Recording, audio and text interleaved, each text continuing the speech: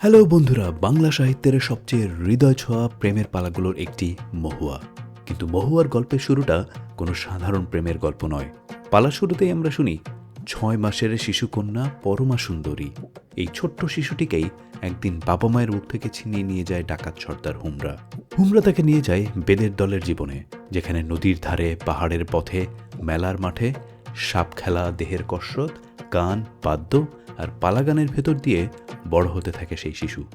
দিন যায়, বছর যায়, 1 2 3 করে 3 বছর যায়। তারপর খেলাধুলা, কসরত, নাচ, গান সব কিছুতেই তাকে শেখানো হয় বেদের জীবনের কায়দা। সেই ছোট্ট শিশু একদিন হয়ে ওঠে এমন এক রূপসী তরুণী, যার সৌন্দর্যে মুগ্ধ হয়ে যায় সবাই।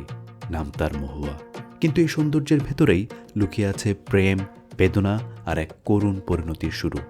খুব শিগগিরই মিনিটের গল্প চ্যানেলে আসছে দ্বিজ কানায় রচিত ময়মনসিংহ গীতিকার অমর পালা মহুয়া। গল্প নয় শুধু, এটা প্রেম, লোকজীবন আর বেদনার এক জীবন্ত পালাগীতি। চ্যানেলে থাকো আর মহুয়ার গল্প শুনতে প্রস্তুত হও।